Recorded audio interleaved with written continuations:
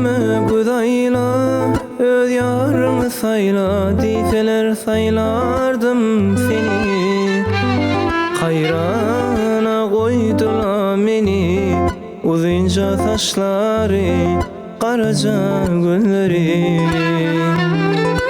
Bu elime gudayla, öz yarını sayla, diseler saylardım seni. Hayrana koydula meni, uzunca saçları, karaca gülleri. Balam diyeyim de sana cıkkır cıkkır gülme bana. Tüyen diyeyim de sana kaşın çıtı bakma balam. Balaların balası yarın var mı aytsen bana. Aşağıdına beyle yanırma beni. Balam diyeyim de sana cıkkır cıkkır gülme bana. Tüyen diyeyim de sana kaşın çıtı bakma balam.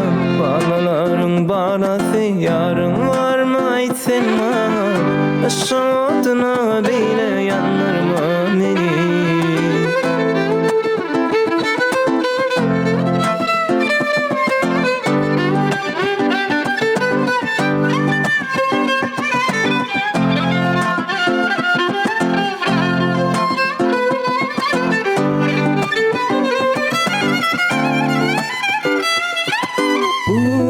Elime gudayla, öz yarını sayla, diseler saylardım seni. Hayrana koydula meni, uzunca saçları, karaca gülleri. Bu elime gudayla, öz yarını sayla, diseler saylardım seni. Hayrana koydula meni, uzunca saçları, karaca gülleri. Balam diyeyim de sana cıkkır cıkkır gülme bana. Tüyen diyeyim de sana kaşın çıtı bakma balam. Balaların balası yarın var mı aytsen bana. Aşağıdına beyle yanırma beni.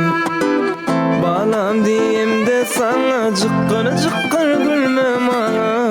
Tüyen diyeyim de sana kaşın çıtı bakma balam. Balaların balası yarın var mı aytsen bana. Aşağıdına beyle yanırma beni.